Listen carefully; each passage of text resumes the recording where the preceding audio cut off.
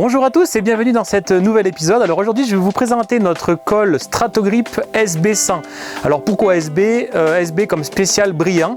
Alors en effet c'est une référence qui a été conçue à la base spécialement pour tout ce qui est collage de stratifié fin ou brillant ou alors stratifié mat.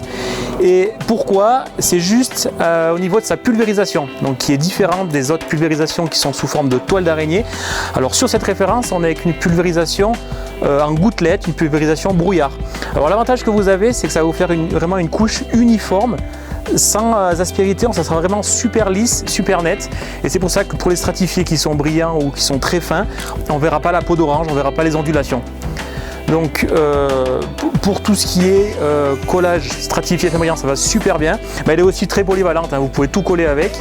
Voilà, il y a des petites différences par rapport à la toile d'araignée, c'est que c'est par exemple plus long à sécher, parce que c'est une colle qui va être beaucoup plus liquide et les solvants vont s'évaporer plus lentement.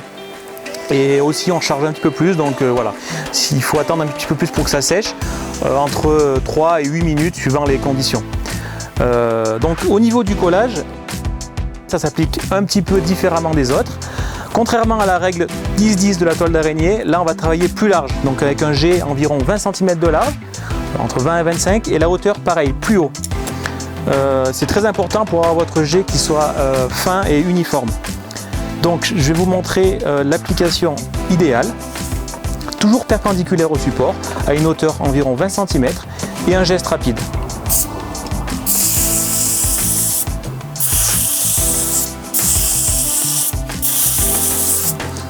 Voilà, donc là on voit vraiment la couche de colle qui a été répartie de manière très uniforme. Donc même si on regarde sur le côté, on ne voit pas d'ondulation, c'est très propre. Par contre, on voit aussi que ça charge un petit peu plus vu que la colle est beaucoup plus liquide. Donc là on n'est pas encore sec, il faudra attendre 3 à 5 minutes avant de faire notre collage. Donc je vais juste vous montrer en attendant les erreurs à ne pas effectuer avec ce type de colle. Alors justement, une des erreurs serait d'avoir un jet qui est trop étroit et se tenir trop près par rapport au support. Alors effectivement, on verra ici qu'on charge beaucoup trop. Donc là, ça fait carrément une couche blanche de colle, une très grosse épaisseur. Alors non seulement ça va être très long à sécher, il y aura beaucoup trop de colle et beaucoup trop de solvant. Et en plus, ça sera beaucoup plus épais. Alors là, vous verrez de nouveau les ondulations. Donc très important de se tenir un petit peu plus haut et plus large. Et l'autre souci qu'on peut rencontrer chez les utilisateurs, c'est ceux qui se tiennent trop haut. Alors si on se tient trop haut, on va retrouver à nouveau notre toile d'araignée, mais très large et très grossier. Donc là, ça vous fait vraiment un très mauvais collage, parce que de toute façon, il y aura des grosses surépaisseurs, et en plus, il n'y aura pas de la colle sur toute la surface. Donc assez simple, hein, finalement, on va dire que c'est la règle 25-25, en gros. Vous vous tenez un peu plus haut par rapport au support, un jet un peu plus large, et vous faites rapide.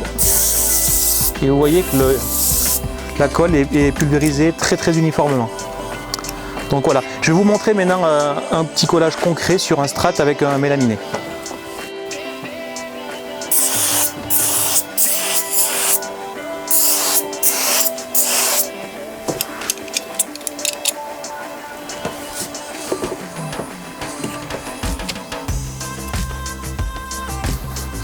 Donc voilà, là la colle elle est sèche au toucher, elle vous colle pas sur les doigts, donc c'est un peu plus long à sécher, hein. Comme j'ai dit tout à l'heure, il faut bien attendre environ 5 minutes on va dire. Voilà, il fait assez bon, donc en 3-4 minutes c'est ok, pas que ça vous reste sur les doigts, quoi. Ça c'est important.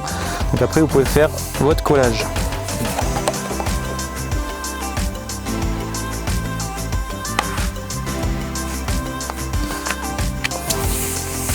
Voilà, il est toujours pareil, bien marouflé.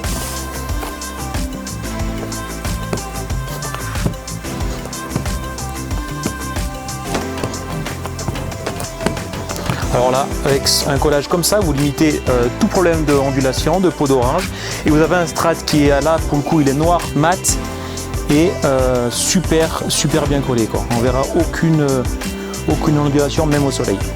Donc merci beaucoup à tous d'avoir regardé ce petit tuto jusqu'au bout et on se dit à très bientôt pour une nouvelle vidéo.